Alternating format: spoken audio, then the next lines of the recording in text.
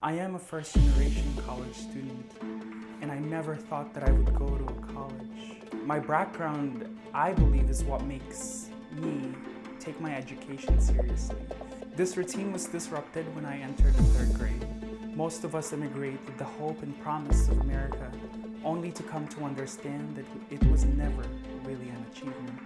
I grew up in a neighborhood where poverty was the reality. After immigrating to the United States, my parents worked 18-hour shifts, and I rarely saw them. During my first day in third grade, a Filipino peer called me a carabao. I cried wondering why he had called me a water buffalo. Living in a low-income family, I knew that I had to contribute financially.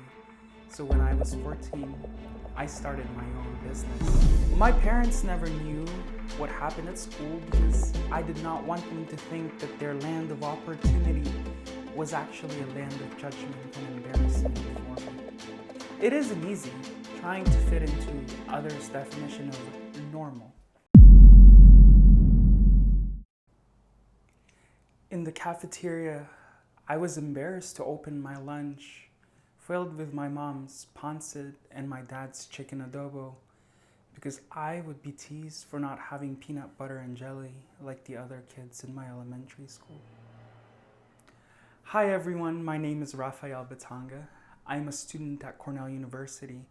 I am a first-generation college student, and I never thought that I would go to a college for that matter, but things happened in a way that I got into an Ivy League college.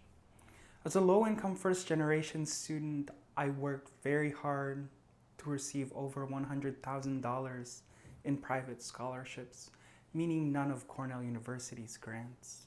However, at Cornell University, I have the opportunity to study with grants available for low-income students.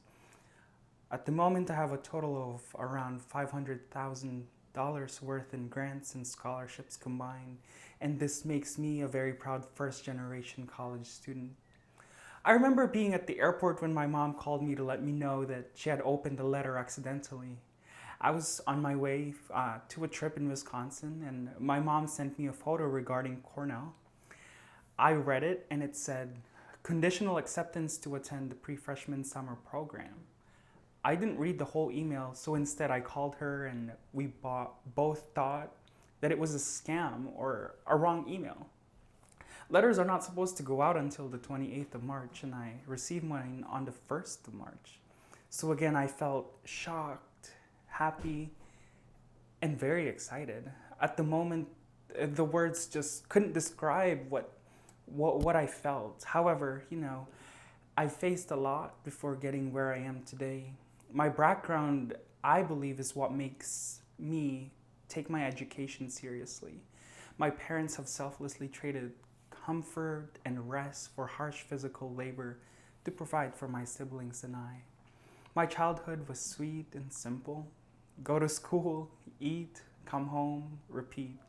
This routine was disrupted when I entered the third grade. Our petition papers were finally approved, and we flew straight to Kodiak, Alaska, where I spent the last 11 years of my life. My life completely changed when I had to be individual at age 9. Most of us immigrate with the hope and promise of America, only to come to understand that it was never really an achievement. Having spent the first half of my life in Loag City, Philippines, and the second half on Kodiak Island, my childhood was a unique blend of cultures, walking a tightrope between two identities. In the Philippines, I grew up in a neighborhood where poverty was the reality. After immigrating to the United States, my parents worked 18-hour shifts, and I rarely saw them. I had to train in English language, which was a struggle for me. As I walked through the doorway in the evenings of my home, I sank back into my Ilocano language, allowing me to really truly feel at home. My family immigrated to Kodiak, Alaska when I was in the third grade to join my father. During my first day in third grade, a Filipino peer called me a carabao. I cried wondering why he had called me a water buffalo. While reading aloud, my classmates teased me for saying an English word with an accent. What I never really understood is why none of my Filipino classmates ever defended me. Confused, I pondered how I could be so proud of my culture at home and so judged at school. After 30 years of hard work, my father could no longer physically sustain the work. To support our family of 5, my mother started a daycare business. Living in a low-income family, I knew that I had to contribute financially. So when I was 14, I started my own business that functions both by priority of purpose and principle of profit. Developing these businesses motivated my passion for hospitality and entrepreneurship. I never fought back against the microaggressions from my peers. I tried to deny my culture so that I would be socially accepted. My parents never knew what happened at school because I did not want them to think that their land of opportunity was actually a land of judgment and embarrassment for me. I worked hard to be academically successful despite my struggles, and I strived to blend in with the American culture. When I was selected to attend the ceremony for the National Arts and Humanities Award presented by former First Lady Michelle Obama, I only then proudly represented my Filipino identity by wearing a barong Tagalog. It's an embroidered formal dress shirt of the Philippines. I was so delighted and inspired when Mrs. Obama complimented my shirt. Now I really hunger to learn and share the rich history of our Filipino people. After this big event, I was inspired and I ended up running for a national position and got elected as the National Officer for Family, Career, and Community Leaders of America. I then received the Silver Medal for Congressional Award. And then finally in March 2019, I got accepted into Cornell University. When I got accepted to Cornell, I felt confused to how I got accepted into a university that is such high ranking. My scores for standardized tests did not fit the traditional requirement for an Ivy League college. But nonetheless, I was excited for the opportunity to really further my passion for cooking, hospitality, business at Cornell. Then something amazing happened that I always enjoyed of having the idea of a job where I can freeze time. I often joke around that I freeze time for a living, and it just has such a cool concept of being able to rewind, reflect, and rejoice once more from photos and videos. I am a very sentimental person, and photos and videos to me are one of the most valuable things. And then Bitanga Productions began through my passion for photography and videography.